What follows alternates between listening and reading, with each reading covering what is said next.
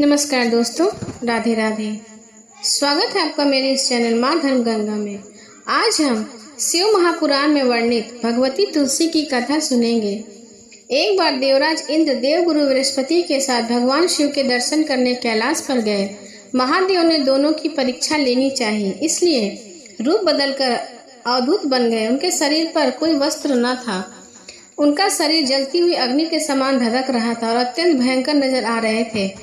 अवधूत दोनों के रास्ते में खड़े हो गए। इंद्र ने एक विचित्र पुरुष को रास्ते में खड़े देखा तो चौंक गए। इंद्र को देवराज होने का गर्व घेरने लगा। उन्होंने उस भयंकर पुरुष से पूछा, तुम कौन हो?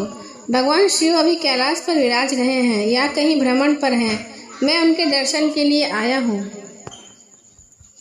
इंद्र ने कई प्रश्न किए, लेकिन वह पुरुष योगियों के समान मौन रहा। इंद्र को लगा कि एक साधारण प्राणी उनका अपमान कर रहा है। उनके मन में देवराज होने का अहंकार उपजने लगा और वह क्रोध में बदल गया। इंद्र ने कहा, मेरे बराबर अनुरोध पर भी तू कुछ नहीं बोल रहा है, मेरा अपमान कर रहा है। मैं तुझे अभी दंड देता हूँ। ऐसा कहकर इंद्र ने व्रज उठा लिया। भगवान शिव ने व्रज को उसी समय स्तंभित यानी जड़ से उखाड़ दिया। इंद्र की बाह अकड़ गई। भगवान अवधूत क्रोध से लाल हो गए। बृहस्पति उनके चेहरे पर आए क्रोध की ज्वाला को देखकर समझ गए कि ऐसा प्रचंड स्वरूप महादेव के अतिरिक्त किसी का नहीं हो सकता। बृहस्पति शिव स्तुति गाने लगे। उन्होंने इंद्र को भी महादेव के चरणों में लेटा दिया और बोले, हे प्रभु, इंद्र आपके चरणों में पड़े हैं, आपके शरणागत है। आपके ललाट से प्रकट अग्नि इन्हें जलाने को बढ़ रही है। हम शरणागतों की रक्षा करें। बृहस्पति ने विनती की, प्रभु, भक्तों पर आपकी सदा कृपा बरसती है। आप भक्त वत्सल और समर्थ हैं। आप इस तेज को कहीं और स्थान दीजिए ताकि इंद्र के प्राणों की रक्षा हो। भगवान रुद्र ने कहा, बृहस्पति, मैं तुम पर बहुत प्रसन्न हूँ। इंद्र को जीवन दान देने के कारण तुम्हारा एक नाम जीव भी होगा। मेरे तीसरे नेत्र से प्रकट इस अग्नि का ताप देवता सहन नहीं कर सकते, इसलिए मैं इसको बहुत दूर छोड़ूंगा। महादेव ने उस तेज को हाथ में धारण कर समुद्र में फेंक दिया। वहां फेंक जाते ही भगवान शिव का वह तेज तत्काल एक बालक के रूप में परिवर्तित हो गया। सिंधु से उद्भव होने के कारण उसका नाम सिंधु पुत्र जलंधर प्रसिद्ध हुआ। जलंधर, जिसका नाम शंखचूड़ भी हुआ, शिव के तेज से उत्पन्न हुआ था। इस कारण परम शक्तियों से संपन्न था। वह वेदों से भी ज्यादा शक्तिवान था। वह उस तेज से पैदा हुआ था जो इंद्र को समाप्त करने वाला था, इसलिए असुरों ने उसे अपना राजा बना लिया। अवधूत रूप में यह लीला करने के बाद महादेव अंतर ध्यान हो गए। इंद्र के गर्भ का भंजन भी हुआ, भगवान के दर्शन भी हो गए। तुलसी से जुड़ी एक और कथा प्रचलित है। श्रीमद् देवी भागवत पुराण में इनके अवतरण की दिव्य लीला कथा भी बनाई गई है। एक बार शिव ने अपने तेज को समुद्र में फेंक दिया। उससे एक महातेजस्वी बालक ने जन्म लिया। बालक आगे चलकर जलंधर के नाम से पराक्रमी दैत्य राजा बना। इसकी राजधानी का नाम जलंधर नगरी था। दैत्यराज कालनेमी की कन्या वृंदा का विवाह जलंधर से हुआ। जलंधर महाराक्षस था। अपनी सत्ता के मद में चूरवती माता लक्ष्मी को पाने की कामना से युद्ध किया, परंतु समुद्र ही उत्पन्न होने के कारण माता लक्ष्मी ने उसने अपने भाई के रूप में स्वीकार कर लिया। वहां से पराजित होकर वह देवी पार्वती को पाने की लालसा में कैलाश पर्वत पर पहुंच गया। भगवान देवाधिदेव शिव का रूप धारण कर माता पार्वती के समीप गया, परंतु मां ने अपने योग बल से उसे तुरंत पहचान लिया तथा वहां से अंतर्ध्यान हो गई। देवी पार्वती ने क्रूर होकर सारा वृत्तांत भगवान विष्णु को सुनाया।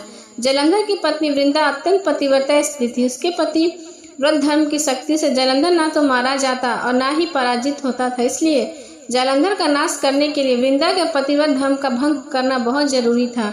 इसी कारण भगवान विष्णु ऋषि का वेश धारण कर वन में जा पहुंचे, जहां वृंदा अकेली भ्रमण कर रही थी। भगवान के साथ दो मायावी राक्षस भी थे, जिन्हें देखकर वृंदा भयभीत हो गई। ऋषि ने वृंदा के सामने पल में दोनों को भस्म कर दिया। उनकी शक्ति देखकर वृंदा ने कैलाश पर्वत पर महादेव के साथ युद्ध कर रहे अपने पति जलंधर के बारे में पूछा। ऋषि ने अपने माया जाल से दो वानर प्रकट किए। एक वानर के हाथ में जलंधर का सिर था तथा दूसरे के हाथ में धड़। अपने पति की यह दशा देखकर वृंदा मूर्छित होकर गिर पड़ी। होश में आने पर उन्होंने ऋषि रूपी भगवान से विनती की कि वह उसके पति को जीवित करें।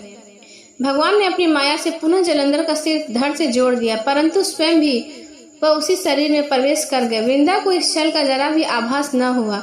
जलंधर बने भगवान के साथ वृंदा प्रतिव्रत का व्यवहार करने लगी, जिससे उसका सतीत्व भंग हो गया। ऐसा होती वृंदा का पति जलंधर युद्ध में मारा गया। इस सारी लीला का जब वृंदा को पता चला तो उन्होंने क्रोध में होकर भगवान विष्णु को शिला होने का श्राप दे दिया तथा स्वयं सती हो गई। जहाँ वृंदा भस्म हुई वहाँ तुलसी का पौधा होगा। भगवान विष्णु ने वृंदा से कहा, हे वृंदा, तुम अपने सतीत्व के कारण मुझे लक्ष्मी से भी अधिक प्रिय हो गई हो। अब तुम तुलसी के रूप में सदा मेरे साथ रहोगी। जो मनुष्य मेरे शालिग्राम रूप के साथ तुलसी का विवाह करेगा उसे इस लोक परलोक में विपुल यश प्राप्त होगा। जिस घर में तुलसी होती है वहाँ यम के दूत भी असमय नहीं जाते। गंगा का व नर्मदा के जल का स्थान तथा तुलसी का पूजन बराबर माना जाता है। चाहे मनुष्य कितना भी पापी क्यों ना हो, मनुष्य के समय जिसके प्राण मंजरी रही तुलसी और गंगा जलमुख में रहकर निकल जाते हैं, वह पापों से मुक्त होकर बैकुंठ धाम को प्राप्त होता है। जो मनुष्य तुलसी व आंवलों की छाया में अपने पितरों का श्राद्ध करता है उसके पितर मोक्ष को प्राप्त होते हैं।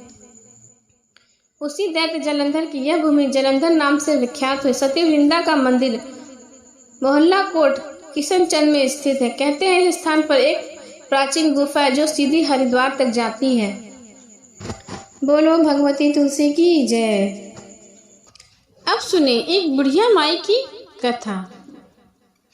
एक बुढ़िया माई थी जो रोज तुलसी माता की पूजा किया करती थी और तुलसी माता से कहती, हे माता, मैं तेरा बिरला सींचती हूँ, मुझे बहू दे, पीताम्बर की धोती दे, मीठा मीठा घास दे, बैकुंठ में वास दे, चटक की चाल दे, पटक की मौत दे, चंदन का काठ दे, रानी सा राज दे, दाल भात का भोजन दे, 11 की मौत दे, कृष्ण जी का कांधा दे। तब तुलसी माता यह सुनकर सूखने लगी तो भगवान ने पूछा कि हे तुलसी, तुम सूख क्यों रही हो? तो तुलसी माता ने कहा, एक बुढ़िया रोज आती है और यही बात कह के चली जाती है। मैं सब बात तो पूरी कर दूंगी, लेकिन मैं कृष्ण का कांधा कहाँ से दूंगी?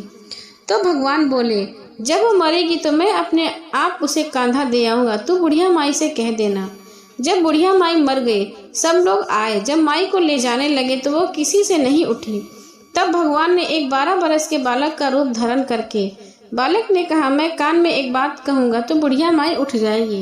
बालक ने कान में कहा, बुढ़िया माई मन के निकाल ले, पीताम्बर की धोती ले, मीठा मीठा घास ले, बैकुंठ का वास ले, चटक की चाल ले, पटक की मौत ले, कृष्ण जी का कांधा ले। यह सुनकर बुढ़िया माई हल्की हो गई और भगवान ने कांधा दिया और बुढ़िया माई को मुक्ति मिल गई। हे तुलसी माता, जैसे आपने बुढ़िया माई को मुक्ति दिया वैसे सबको देना माता। प्रेम से बोले तुलसी माता की जय।